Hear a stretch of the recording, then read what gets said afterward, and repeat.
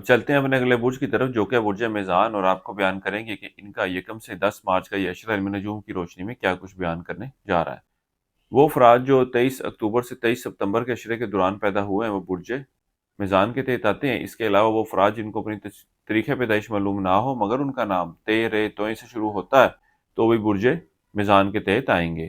وہ برج میزان والے افراد جو رشتے کی تلاش میں آئی اس اشرے کے وقت کے دوران آپ کو کوئی رشتے کا معاملہ طے پاتا ہوا نظر نہیں آ رہا۔ اس کے علاوہ کوئی رشتے کی بات چل رہی تھی تو اس بات کے بھی امکانات نظر آ رہے ہیں کہ رشتے کی بات ختم ہو جائے۔ اس کے علاوہ برج میزان والے افراد جو وراثتی معاملات کے حل کے انتظار میں، ان کا یہ انتظار اس وقت کے دوران ختم ہوتا نظر نہیں آ رہا، اور وراثتی معاملات جو ہیں فیصلے کی شکل اختیار کرتے نظر نہیں آ رہے۔ کسی شخص کو کوئی ادھار رقم وغیرہ دے رکھی تھی تو وہ بھی واپس کرتا نظر نہیں آ رہا۔ وہ برج میزان والے افراد جو روزگار کی تلاش میں، ان کو چاہیے کہ اس اشرے کی درمیانی اور آخری ایام میں روزگار کے حصول کے حوالے سے ضرور کوشش کریں، اللہ کے فضل و کرم سے بہتر نتائج ملتے نظر آئیں گے۔ اس کے ساتھ ہی ساتھ اس اشرے کے وقت کے دوران آپ برج میزان والوں کو ایک اچھی اور بہتر صحت سے واسطہ رہے گا۔ وہ افراد جو مستقل بیماری کا شکار ہیں ان کو اپنی صحت کے حوالے سے کچھ فکر مند رہنے کی ضرورت ہے۔ پچھلے کچھ عرصے میں کوئی چیز گم ہوئی تھی یا چوری ہوئی تھی اور آپ اس کی تلاش میں لگے ہوئے تھے تو اس اشرے کے وقت کے دوران وہ چیز آپ کو واپس ملتی نظر آ رہی ہے۔ اس عرصے کا وقت اندرون اور بیرون ملک سفر کے حوالے سے اتنے کی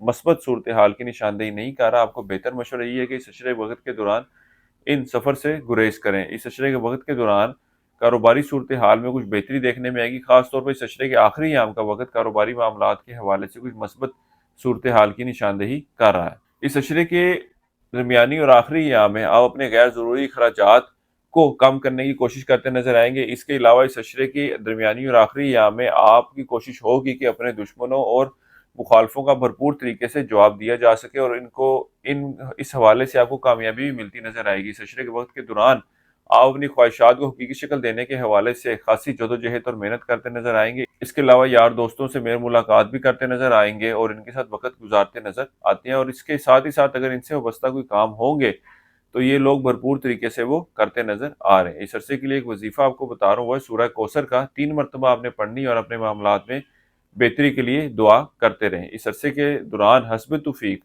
کالے چنے کا صدقہ کرتے رہیں۔ اس عرصے کی 7 تاریخ آپ کی 2 مارچ کی، اس عرصے کی نحس تاریخ آپ کی 3 مارچ کی ہے۔ برج میزان والوں کے لیے اب تک اتنا ہی۔ اللہ حافظ۔